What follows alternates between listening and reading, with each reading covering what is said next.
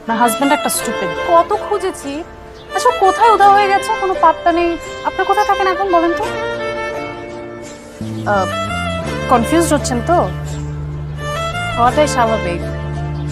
আপনার হাজবেন্ড আমার খুব ভালো ফ্রেন্ড। আপনার সামনে 2-4টা কিনবুসি দিলে কি আপনি মাইন্ড করবেন? আপনার নাম কি? আপনি আমার নাম শুনেছেন? আপনার হাজবেন্ড আপনাকে বলেছেন? সারা রাত ওরা এক হলো। ওরা কারা? ওই যে চোখের পাতা দুটা একবারের জন্য বন্ধ হলো না।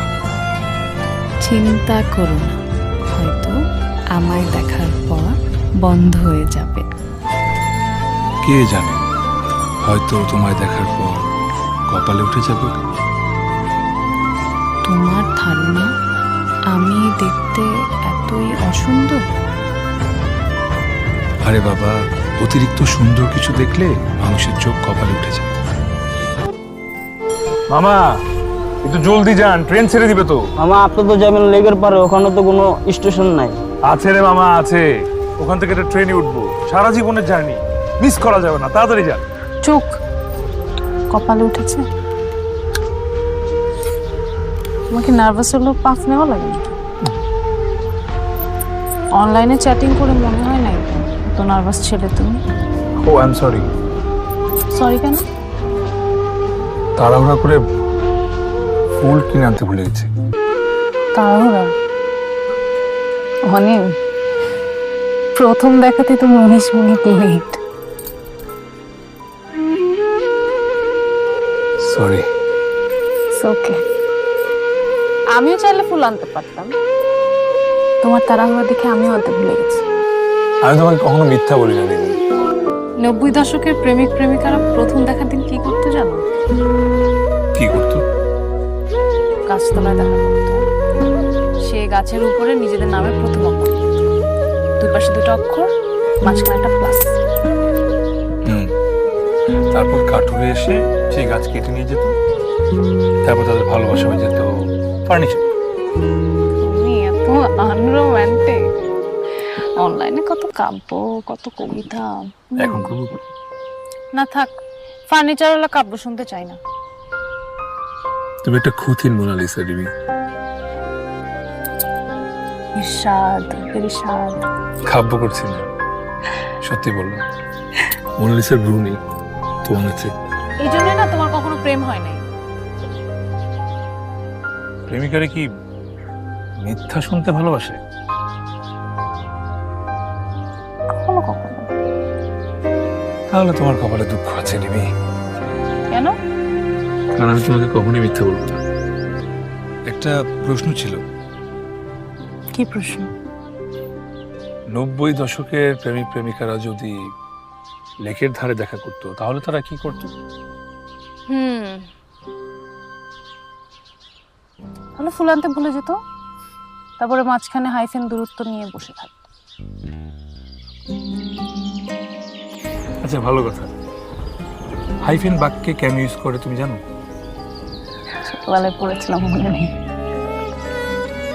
হাইফেন ইউজ করা হয় দুটো শব্দকে জোড়া লাগানোর জন্য, কাছাকাছি নিয়ে আসার জন্য। এই যেমন ধরো সুখ দুঃখ, টাকা পয়সা, অনিম ঋণী। অনিম রিমি। 90 দশকের প্রেমিক প্রেমিকারা মাঝখানে প্লাস ইউজ করতো, আর আমাদের দশকের প্রেমিক প্রেমিকারা মাঝখানে এখন হাইফেন ইউজ করছে।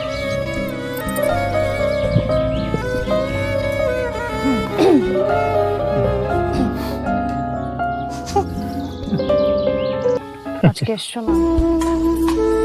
আজকে সবকিছু যখন ব্যতিক্রম হচ্ছে, একটু ব্যতিক্রম হোক। আমাদের প্রথম দেখার দিন হাইফেন দূরত্ব নিয়ে তুমি বলেছিলে, রিলেশনশিপে স্পেস থাকাটা জরুরি, কিন্তু এতটাও স্পেস থাকা জরুরি না অনেক, যে স্পেসে একজন আরেকজনকে হাত বাড়িয়ে খুঁজেই পাওয়া যায় না। তা আমি তো সবসময় তোমাকে খুঁজে পেয়েছি। আমি পাইনি।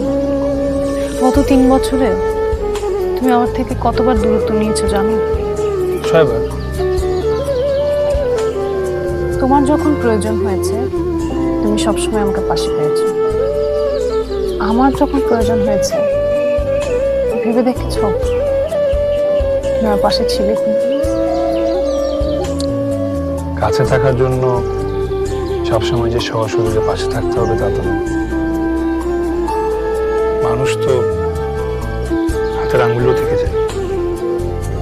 এই যে এমন তুমি আছো আমার আঙুলে লেগে।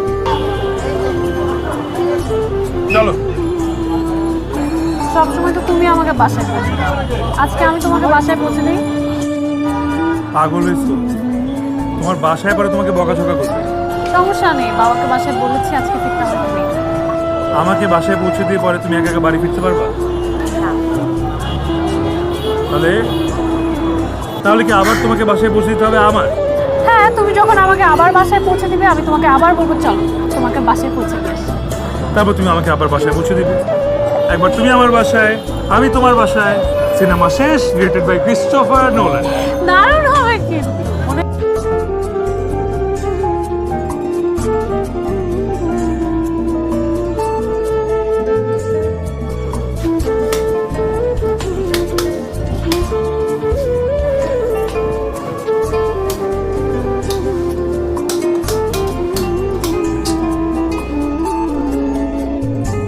ইলেকট্রিসিটি কোথায় চলে গেছে? সাত ভাই এখন আসে নাই। একটু বসো, আমি লাইট নিয়ে আসি। লাইট লাগবে না। অন্ধকার বসে থাকো। অন্ধকার কোথায়? আমি আছি না। চাঁদের মতো প্রেমিকা থাকলে ঘরের মধ্যে কেউ লাইট খোঁজে? So sad. আজকাল কি ওই যে ডেইলি স্যুপ দেখো নাকি রেগুলার? জি না স্যার, আজকাল আমি ম্যাজিক শিখছি। আপনি ম্যাজিক দেখতে চান? দেখান দেখি। Okay, just wait and watch. Happy birthday to you. Happy birthday to you. Happy birthday, dear Ollie. Happy birthday to you. তুমি এত কিছু মানে আমি রেডি করেছি তোমাকে সারপ্রাইজ করার জন্য। চোখ ধাঁধিয়ে গেছে?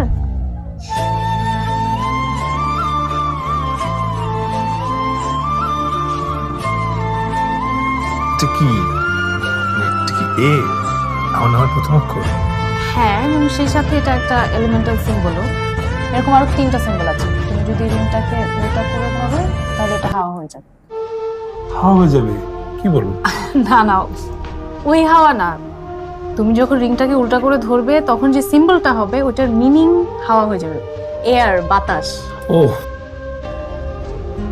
আমি আমার একটা ব্যক্তিগত পৃথিবী তোমার এই আঙ্গুলে গুঁজে দিলাম। এখানে তুমি সারা জীবন থাক। যদিও লজ্জা লাগছে কিন্তু বলা উচিত। বলো। আমি তোমায় ভালোবাসি। আমিও তো।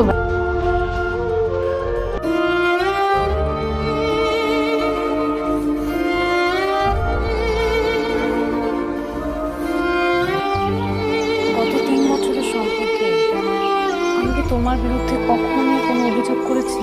কোনো কিছু নিয়ে? না, অথচ তোমার অভিযোগ করাটাই স্বাভাবিক। তোমার জায়গায় অন্য কেউ থাকে। মধ্যে আমার একবার প্রচন্ড জ্বর হয়, 103 ডিগ্রি। আমি হুঁশ হারিয়ে সারা রাত শুধু তোমার নাম বলতে থাকলাম। আমার শুধু মনে হচ্ছিল যদি তোমাকে একটু দেখতে পারতাম, তোমার পাশে এসে বসতে, আমার হাতটা ধরতে, আমি ঠিক হয়ে যেতাম। আমার একটা সিদ্ধান্ত নিতে হয়েছে। ছেলেটাকে কেমন আছেন? ভালো আছি, আপনি? চিনতে পেরেছেন? হ্যাঁ, চিনতে পারবো না কেন? আপনি স্বামীকে নিতে এসেছেন? জি। স্কুল ছুটি হয়ে গেছে, আপনি ভেতরে যেতে পারেন। স্বামী ভেতরেই আছে। আমি এখানে দাঁড়িয়ে আছি আপনার জন্য। কেন? দেখা করার জন্য। যদি কিছু মনে না করেন, আমি কি কোথাও বসে আপনার সাথে কথা বলতে পারি? না, আজ নয়, অন্য যে কোনো দিন। না। Okay, thank you so much.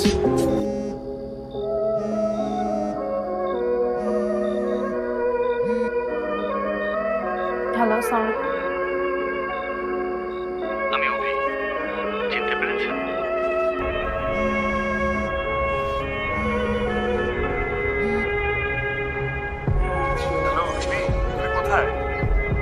বাসায় মেহমান আসছে তো একটু ঝামেলার মধ্যে দিয়ে যাচ্ছে। আমি আরো ভাবলাম দেখা করি, তাই আরো তোমার স্কুলের সামনে আসছিলাম।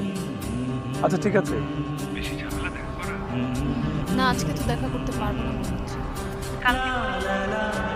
ঠিক আছে, সমস্যা নেই। দেখা। বাই। সম্পর্কে নিরীহ মিথ্যা বলা যায় না। It's okay. অনিম কিছু মনে করতো না সত্যি বললেও, ও ওরকম ছেলেই না।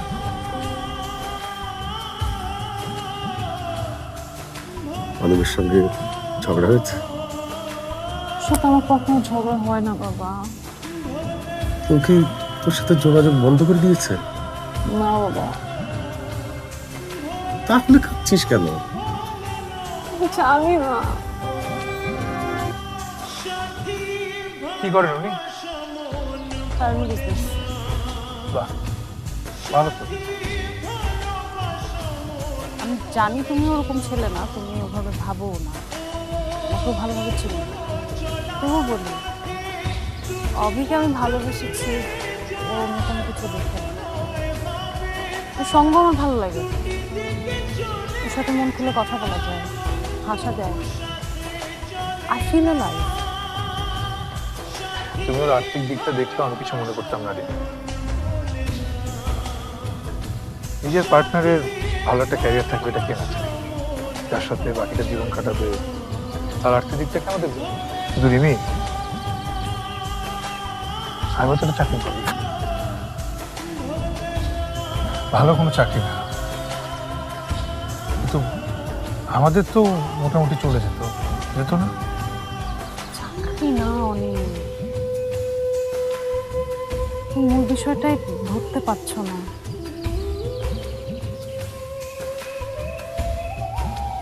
আমি তোমাকে আর ভালোবাসতে পারছি না। তো এটা কি ফেরত নেবে? মাত্র না বললে আমার টিপিক্যাল প্রেমিক প্রেমিকা না। না, পরে যদি আবার খোটা টোটা মারো। আমার খোটা দিতে বয়েই গেছে। আমি তো ফকির, কিন্তু আমার কেমন লাগে? না, আমার এক বন্ধু আবার ব্রেকআপের সময় তার প্রেমিকার পায়ে স্যান্ডেল জোড়া খুলে নিচ্ছে। এই রিংটা আমি আমার সবচেয়ে পছন্দের মানুষকে দিয়েছি। তুমি এই রিংটা তোমার সবচেয়ে প্রিয় মানুষকে দিও।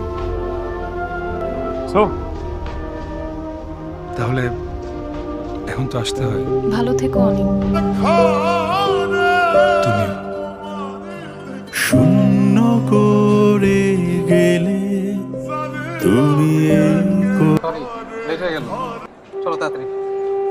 আপু, শায়ান। হ্যালো। অসম্ভব। এটা অনিমের রিং। এটা আপনার কাছে কিভাবে আসলো?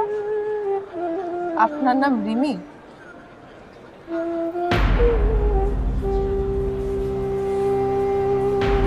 পৃথিবীটা গোল। আমি জানতাম কখনো না কখনো কোনো একদিন আপনার দেখা পাবো। কোইন্সিডেন্টলি 3 বছর আগে আপনাদের গল্পের অংশ হয়ে গিয়েছিলাম।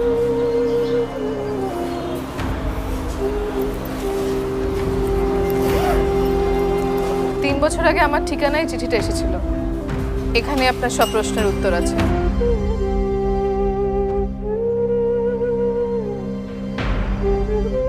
প্রিয় অপরিচিত, আমি জানি না আপনি পুরুষ নাকি নারী, আপনার বয়স কত, আপনি দেখতে কেমন। আমি শুধু আপনার ঠিকানাটা জানি। আমি অনিম। আপনি যখন এই চিঠি পড়বেন তখন আমি বেঁচে নেই। 1 মাস হলো আমার বিচ্ছেদ। তুমির সাথে শেষ দেখা করে আসার পর সারা রাস্তা আমার একটুও খারাপ লাগেনি। আমার বুকটা প্রথম কেঁপে উঠল রাত 11টায়। ঘুম ভেঙে গেল হঠাৎ। ফোনের দিকে তাকিয়ে আমার বুকটা কেঁপে উঠল, বুঝলেন? ঠান্ডা লাগা ছাড়াই শ্বাসকষ্ট শুরু হলো আমার। হঠাৎ হঠাৎ একই ব্যথা বারবার জেগে উঠে দেখতে বুঝলাম আমি আর সামনে পা বাড়াতে পারবো না। আমার পথ বন্ধ। এলাকা ছাড়লাম, যোগাযোগ শেষ।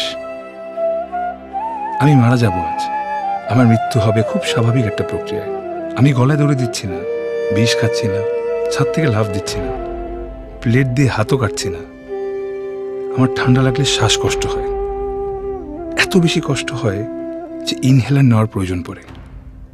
এবং আমি ঠিক করেছি এই শীতের রাতে আজ ছাদে উঠব এবং উঠে সবার আগে ইনহেলারগুলো ফেলে দেব। আজ রাত বেছে নেওয়ার দুটো কারণ আছে। প্রথমত, আজ ঠান্ডা পড়ার সম্ভাবনা সবচেয়ে বেশি। সন্ধ্যার পরপর ঘন কুয়াশায় ছেয়ে গেছে ইতিমধ্যে। দ্বিতীয়ত, আজ বাসার পাশে একটা কনসার্টের আয়োজন করা হয়েছে। রাত 1:30টা পর্যন্ত প্রচণ্ড আওয়াজ থাকবে।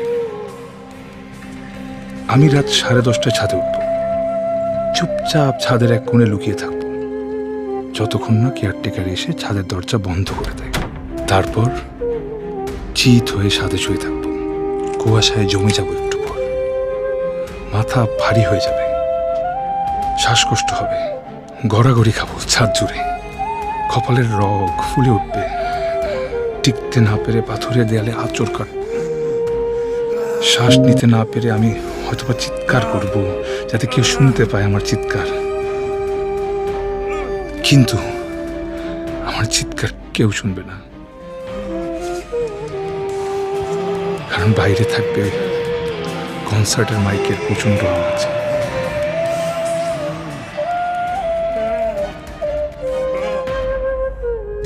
আমি একটা র্যান্ডম ঠিকানায় চিঠি পাঠাবো। চিঠির সাথে থাকবে একটা রিং। আমার এই রিংটা সবসময় পরবেন, খুলবেন না কোনোদিন। আমি আপনার কাছে আবদার করছি। রিমিকে পাঠালেও পারতাম, কিন্তু অভির সাথে চমৎকার একটা সংসার হবে ওর। কি দরকার গলায় কাটা হয়ে থাকার? তাই আপনাকে পাঠালাম। আপনি যতদিন বেঁচে থাকবেন, আপনার কোনো একটা আঙুলে আমায় একটু বাঁচিয়ে রাখবেন প্লিজ। আংটিটা পরে থাকবেন আমার স্মৃতিস্মারক হিসেবে, প্লিজ। আপনার রিংটা আমাকে দিবেন প্লিজ? না, প্লিজ, আমি আমি একবার পরে আপনাকে খুলে দিয়ে দিব, প্লিজ। না, ভাইয়া প্লিজ। আপনি মিথ্যা অনুরোধ করছেন। এই রিং সে কাউকে দেয় না। আমাদের বিয়ে হয়েছে 4 বছর। এই 4 বছর আমি ওর কাছে 101টা আবদার করেছি। ও আমার কাছে কয়টা আবদার করেছে জানেন? মাত্র 1টা। এই রিংটা সুস্মিতা সবসময় আঙ্গুলে পরে থাকতে চায়। আর আমি সুস্মিতা থেকে খুব ভালো করে চিনি। সে এই রিং আপনাকে দেবে না। চলে যাও বহু দূরে, খুঁজবো না তোমায় আর। মন খারাপের দিনে